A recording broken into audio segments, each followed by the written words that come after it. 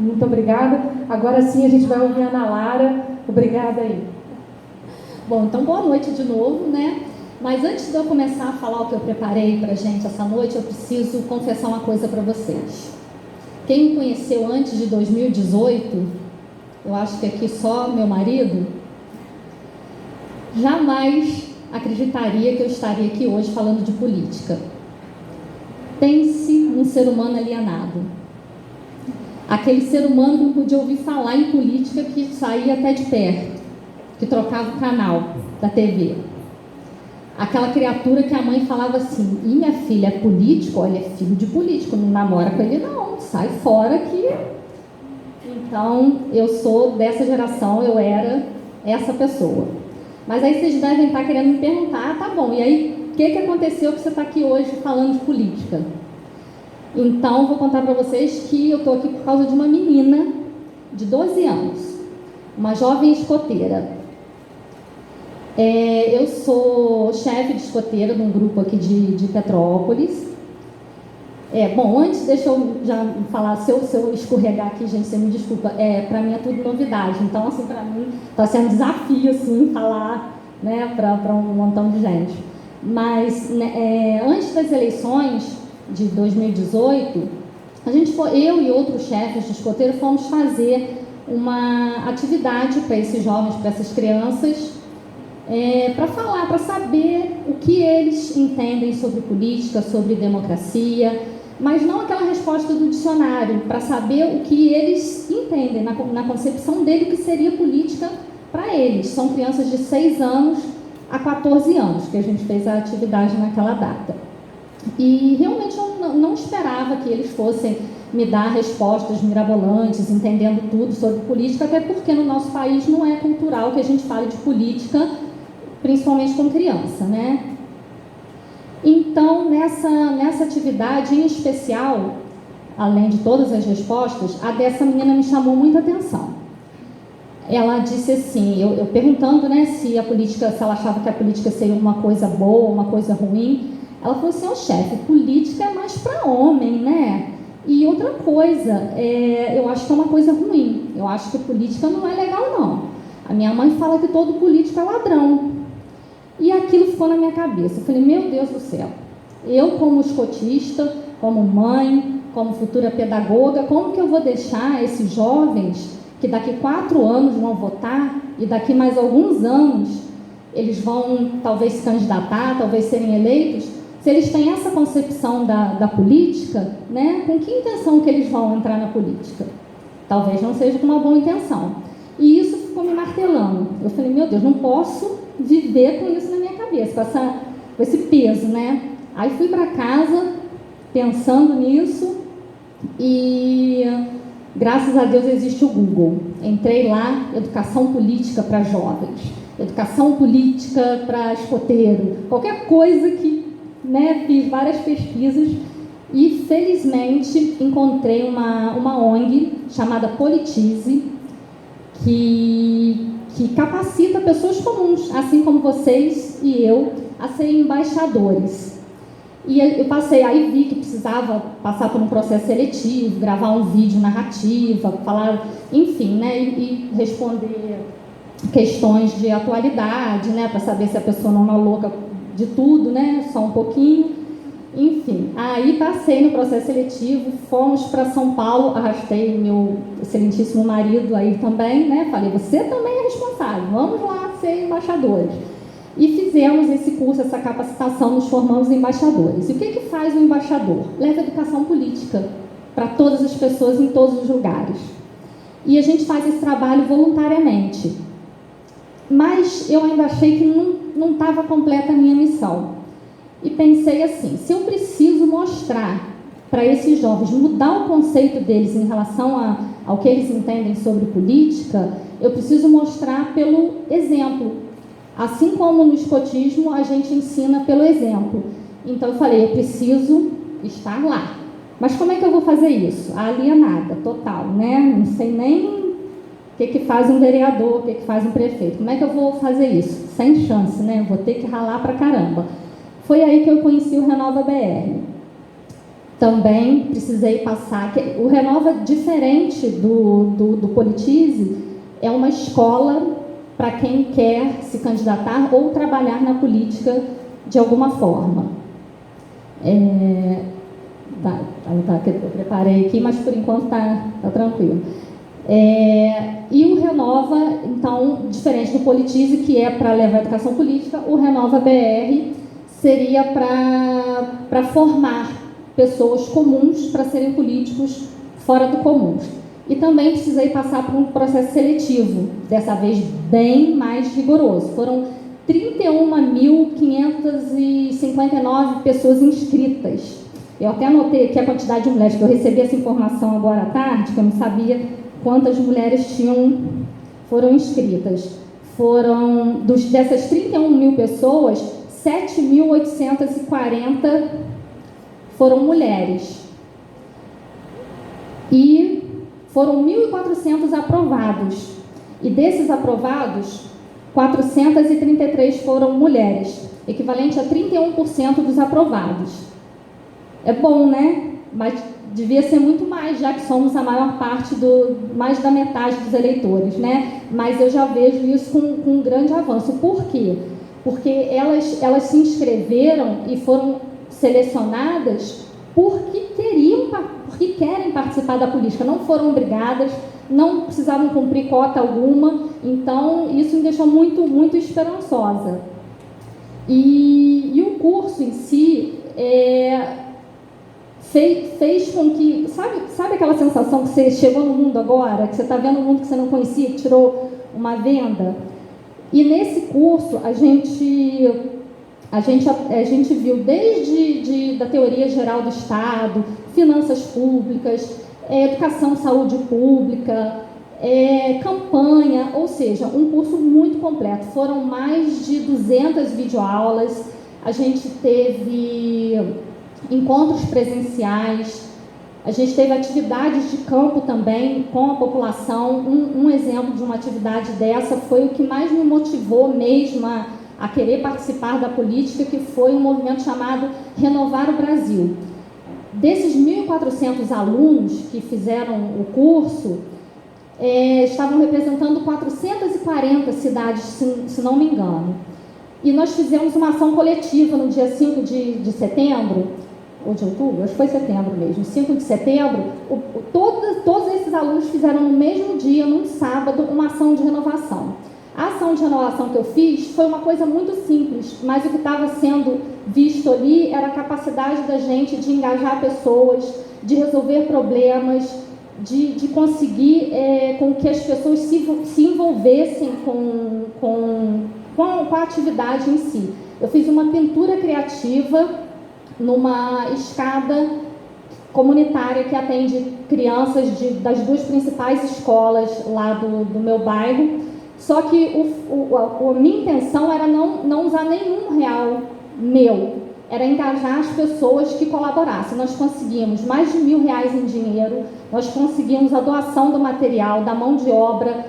Esses R$1.000 foram usados para comprar os ferros que vai fazer o corrimão. As pessoas nós conseguimos mão de obra de 2 artistas. Enfim, foi uma coisa assim, realmente que me fez ver que as pessoas... Eu fiquei no início com medo, pensando assim, por eu ser mulher, né, e meu bairro é muito aquela política mais antiga, né, que o político tem que ser homem, tem que ser mais velho. Eu fiquei com medo deles não aceitarem, né, a proposta. E eu não recebi nenhum, não. Todas as pessoas que eu procurei, claro, vamos fazer, você tem razão, lá precisa, não sei o quê. Então foi assim, muito, muito bem aceito. E eu vi que as pessoas estão muito dispostas mesmo Petrópolis sendo uma cidade mais, vou dizer assim, conservadora, né? Vamos dizer assim, eles estão prontos para receber as mulheres na política, acreditem. Aí, se você puder passar...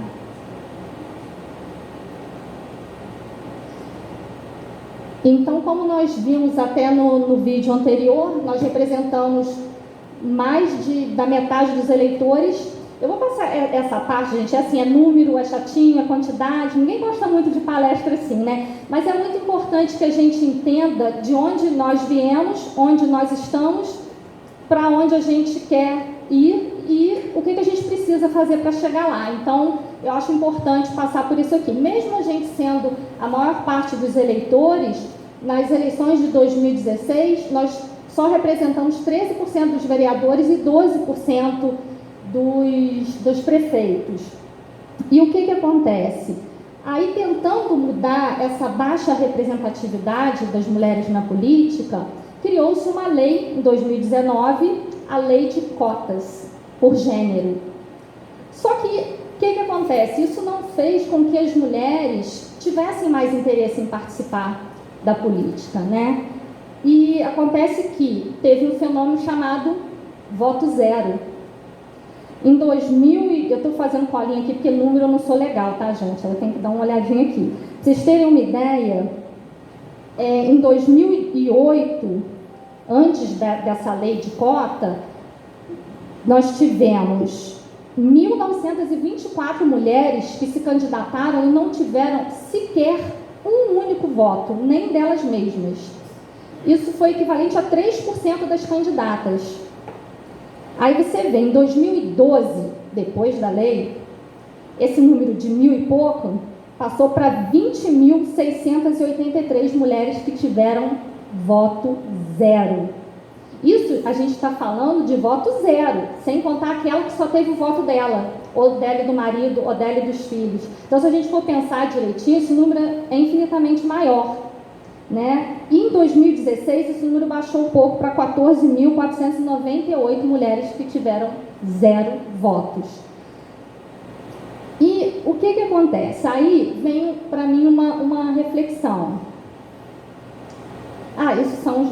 nem precisava anotar, já botei ali. Agora, aqui nós tivemos em 2008 72 mil candidatas. Em 2012, aliás, esse é outro dado, né? Nós aumentamos, depois da lei, né? Você vê, 2008 não tinha lei de cota de gênero. 2012, a gente aumentou para 133 mil candidatas. Nós tivemos um aumento de mais de 84%. No entanto, de mulheres eleitas, nós tínhamos quase 9% e baixamos para menos de 6% de mulheres eleitas. Como se a gente teve um aumento de 84%, baixar, né? E isso se dá justamente por conta dessa questão da... né? Elas se candidataram, mas a gente sabe que só para cumprir aquela lei que os partidos são obrigados a ter no máximo 70% de candidatos de um determinado gênero, no mínimo 30% do outro. Ou seja, todos os partidos, por lei, são obrigados a ter pelo menos 30% de mulheres em seus candidatos. Aí, pode passar, por favor. Aí eu convido vocês a uma reflexão. Qual o motivo dessa falta de interesse por parte de muitas mulheres, não todas, mas de muitas mulheres a entrarem na política? Mas antes de vocês responderem ou pensarem sobre isso, eu vou propor uma dinâmica, que está todo mundo muito quietinho aí eu vou fazer assim, eu vou distribuir um papelzinho, a Amanda vai me ajudar ali, uma folhinha e uma caneta para vocês escreverem para mim uma coisa, que eu só vou falar quando vocês já tiverem com o papelzinho na mão, porque senão acaba a surpresa, vocês vão pensando, porque tem que ser uma coisa mais de surpresa.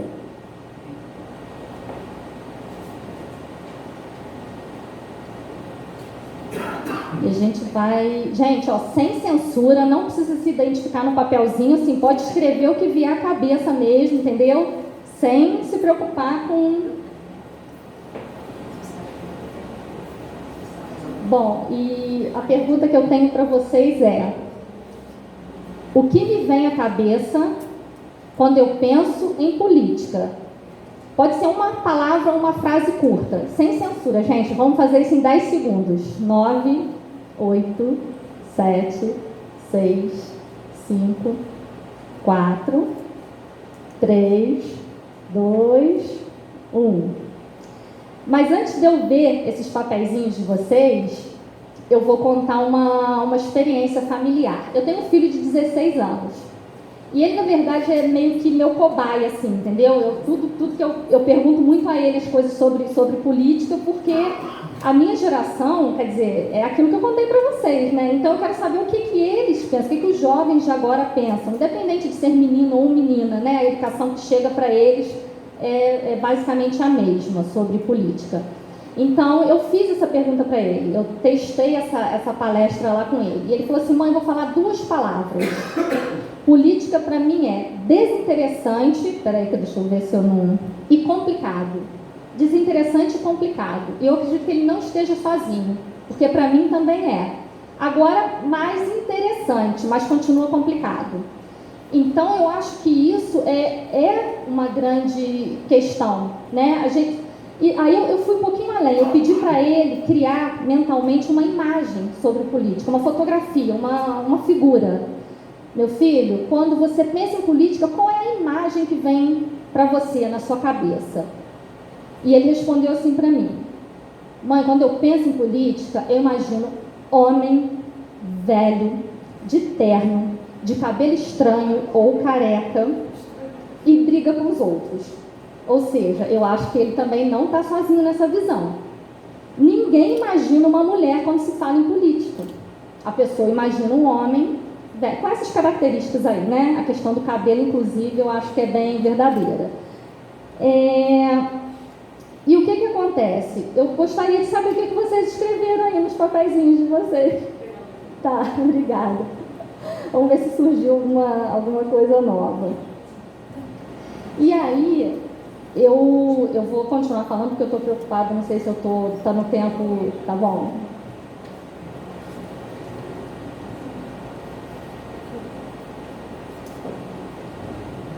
E isso acontece por quê? Por conta do nosso... acho que pode até, se você puder passar, por favor, acho que vai entrar a pergunta e pode passar mais um. Isso acontece por conta do nosso modelo mental, né? Que é através das nossas experiências, nossas vivências e o que a gente recebe, né? Vamos ver. Tá ótimo, obrigada. Vamos ver aqui. Não acreditar em si mesmo.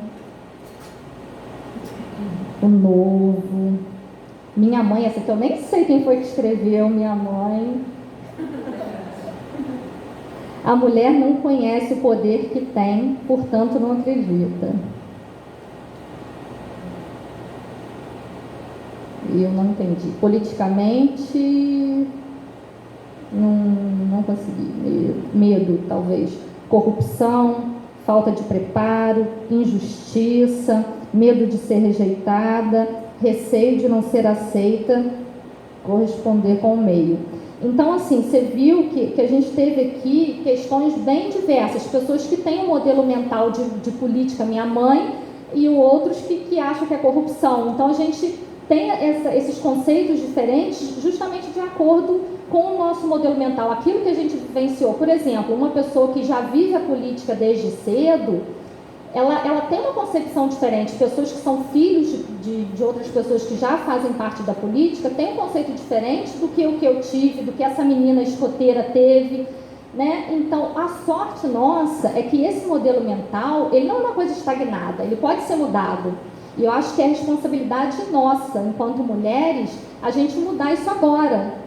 Não é daqui uma semana, daqui um mês, é agora, hoje mesmo, entendeu? A gente sair daqui com o pensamento de que nós somos responsáveis por mudar esse modelo mental, pelo menos nas próximas gerações, né, dos novos eleitores, né? E claro também, se de quebra a gente conseguir mudar quem já tem um modelo mental já estabelecido, também seria um ganho. E nessa pesquisa que eu fiz com o Cadu, meu filho, eu perguntei para ele assim também, pode até passar mais um, por favor. Se nós tivéssemos educação política desde a infância, será que a gente não aceitaria isso com mais naturalidade, assim como a gente entende ciências, matemática? Meu marido falou para não falar matemática, porque tem gente que não gosta, mas matemática, história, ciência, geografia. Meu filho, por exemplo, adora história e matemática. Por quê? Porque ele conhece, ele já ouviu falar, ele entende o significado disso na vida para ele. E eu acho que se nós tivéssemos essa educação política desde a infância, seria natural. As mulheres gostariam de política, porque eu estou começando agora, né? Eu estou assim, sou recém-nascida. nisso. Eu estou assim, fascinada. Tem noites que eu fico com insônia pensando, meu Deus, quanta coisa eu tenho que aprender, quanta coisa eu tenho que fazer. Então, isso seria estimulante para os jovens, né? Porque eles querem mudar o mundo, é natural, todo jovem quer mudar, né? Então, eu acho que essa questão da gente ter a educação política desde a infância, seja na escola ou em casa, eu acho que mudaria muito esse modelo mental, esse conceito que a gente tem da política ser tão masculinizada e, enfim, não tem... outra coisa que eu acredito que mudaria muito é essa imagem que a gente recebe da TV, que a gente recebe da internet, dos jornais, o que se fala de política, o que chega para a gente, aqui nós simples mortais que não estamos lá, né, trabalhando com política, é uma coisa muito cruel, porque isso afasta a gente, isso faz a gente acreditar que a gente não pertence a esse mundo, o que não é verdade, a gente pertence sim, e a gente precisa fazer isso. E aí me veio uma questão muito interessante. A gente está falando de política ou de politicagem? Eu acho que até agora a gente só falou de politicagem, que é a briga de umbigo. A gente assiste a televisão, tá lá, pessoas se mordendo, se cuspindo, discutindo o quê? Política? Não. Eles estão discutindo qual umbigo nós vamos discutir hoje. É o meu que é mais importante? É o seu e do seu grupo? Hoje, no dicionário, a definição de política, para eu falar para vocês. Procurei no Google, eu sou muito amiga do Google. Se vocês depois entrarem no meu canal, minha filha, quando tinha 3 anos, definiu o Google muito bem. Mamãe, o Google é uma pessoa importante que conhece o mundo inteiro. Eu gravei o videozinho, tá lá depois se vocês tiverem curiosidade. É mais ou menos assim. E aí, eu não encontrei a definição que eu queria mostrar para vocês no Google. Eu encontrei num livro. Eu não vou ler o poema inteiro, Ana, eu juro. Vão ser 1 minuto e meio só. Mas eu achei uma ótima definição para essa noite.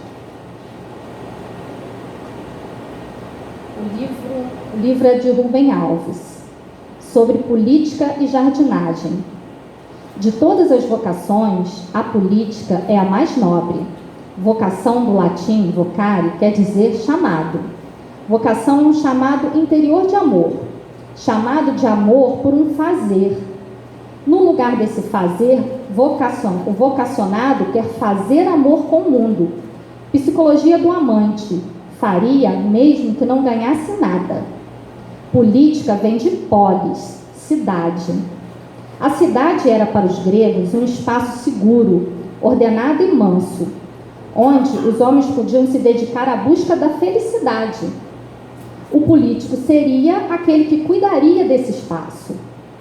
A vocação política, assim, estaria a serviço da felicidade dos moradores da cidade. Talvez, por terem sido nômades no deserto, os hebreus não sonhavam com cidades, sonhavam com jardins. Quem mora no deserto sonha com oásis. Deus não criou cidade, Ele criou jardim. Se perguntássemos a um profeta hebreu o que é política, ele nos responderia: a arte da jardinagem aplicada às coisas públicas. O político por vocação é um apaixonado pelo grande jardim de todos. Seu amor é tão grande que ele abre mão do pequeno jardim que ele poderia plantar para si mesmo. De que vale um pequeno jardim se à sua volta está o deserto? É preciso que o deserto inteiro se transforme em jardim. Então, essa foi a melhor definição que eu encontrei de política para falar para vocês hoje. Gente, isso tudo que eu falei até agora é uma conscientização para a gente entender que a mulher precisa, sim, ser protagonista também na política. Nós já somos protagonistas nas nossas casas. A realidade do nosso país é que muitas mulheres carregam a casa e os filhos sozinhas nas costas. Nós já somos protagonistas no trabalho, somos empreendedoras. Por que não ser protagonista? Então, pode mudar, por favor. Por que não ser protagonista também na política? Se nós ficarmos sempre sentadinhas reclamando, a mudança nunca vai acontecer. E não adianta a gente programar para fazer isso, igual eu falei, amanhã ou semana que vem. A gente já tem que sair daqui com a ideia de mudança. Você pensa bem, há pouco tempo atrás, não existia um creche. Alguma mulher ou um grupo delas foi lá e disse: eu preciso de creche porque eu tenho que trabalhar e deixar os meus filhos em algum lugar. Nós não tínhamos a Lei Maria da Penha. Por que tem? Porque uma mulher precisou que tivesse. Por que existe o vagão só para mulheres? Porque as mulheres disseram: não está bom assim, eu preciso de um vagão só para mulheres. E várias outras coisas, né? A Delegacia da Mulher, por exemplo. Há pouco tempo atrás, eu me lembro disso quando eu era criança, a minha mãe era uma revolucionária, ela trabalhava fora. As mulheres não podiam, as mulheres casadas não podiam trabalhar fora se o marido não permitisse. E por que agora pode? Porque elas disseram: não está bom assim para mim, bate panela, eu quero mudança. Há também pouco tempo, não existia estupro entre cônjuges. Era lei. O homem podia forçar a mulher ao sexo. Não tinha problema nenhum, ele estava assegurado pela lei. Por que não está mais? Porque as mulheres se juntaram para dizer que não estava bom assim. Então, são várias coisas. A gente pode entender, a gente fala muito de empatia, né? Que é a gente se colocar no lugar do outro. Se a gente for pensar direitinho, é humanamente impossível você se colocar no lugar do outro. A maioria dos homens que estão na política, né, a mulher ainda é a minoria, mas isso vai mudar. Como que eles vão entender qual é a nossa necessidade? Eles podem olhar, realmente não deve estar muito legal, mas eles não sabem, eles não estão vivendo na pele o que as mulheres estão vivendo. É preciso que a gente seja representada, não por questão numérica, porque a gente é a maior parte do eleitorado, então a gente também precisa ser a maior parte dos políticos. Não é uma questão numérica, é uma questão de fazer políticas públicas que funcionem realmente para as mulheres, né? É a questão da gente viver na pele e saber o que é melhor para a gente, saber como resolver os nossos problemas. Então, pode passar. Então, eu acredito muito que nós, mulheres, podemos mudar esse cenário da política, porque a gente é muito capaz de fazer uma política com mais amor, com mais diálogo, com mais comunicação não violenta e, acima de tudo, sabendo ouvir. Eu sei que mulher fala muito, gente, mas a gente também sabe ouvir muito, porque quando a gente sai grupo de mulheres, as meninas vão dar razão aqui. A gente fala, mas daqui a pouco a gente escuta também. E um exemplo legal de saber ouvir é a gente saber ouvir as pessoas da cidade. Vou dar um outro exemplo familiar. Eu também tenho uma filha, menina de 7 anos, e ela também me ajuda muito. Esses dias ela chegou da escola muito empolgada, ela é muito ativa, ela queria ter vindo, mas eu achei melhor ficar com a avó. Porque ela ajuda muito, entendeu? Ela ia estar aqui entregando papelzinho, segurando o microfone, né? Ela é muito ativa. E aí ela chegou da escola mega empolgada, falando assim: mamãe, eu tenho uma ideia de uma lei, porque ela me perguntou, né, o que um vereador faz. Eu falei, entre as duas coisas, faz lei. Eu tenho ideia de uma lei que você pode fazer. É mesmo, Maitê? Então me conta, qual é a sua ideia de lei? Você tem que fazer uma lei para todas as crianças poderem ir de bicicleta para a escola de boa na lagoa. Traduzindo de boa na lagoa, em segurança, curtindo o passeio, a ida para a escola, porque ir de van e de ônibus é muito chato, fica muito tempo no trânsito. O que a Maitê está resolvendo? Ela está resolvendo poluição, ela está resolvendo problema de mobilidade, ela está transformando a ida para a escola numa grande aventura. Então, a gente saber ouvir é saber resolver os problemas. E eu acredito que essa questão que a gente falou lá no início do voto zero me deixa muito triste, não só por questão de ser o voto zero, mas porque algumas mulheres se sujeitaram a ser menos do que elas são de verdade.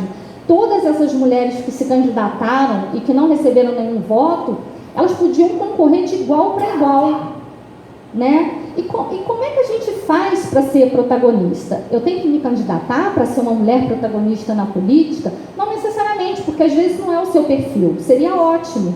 Mas a gente pode também fazer isso através do voto, A gente vota, igual falou no vídeo no início, né? Quantas mulheres deixam de votar porque não acreditam na política?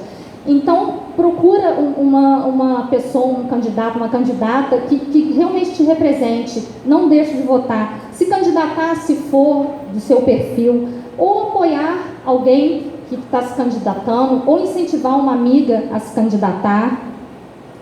Se filiar a um partido, esse que está escrito ali, aqui, que acredita que a mulher é muito capaz de concorrer de igual para igual com qualquer homem, que nós somos muito capazes de vencer eleições, sim, que a gente não precise ir lá para botar o nosso nome nos 30% e depois ninguém votar na gente, que a gente é muito capaz de mudar esse cenário dessa política para homem. A política é para todos, ela não é só para mulher, ela não é só para homem.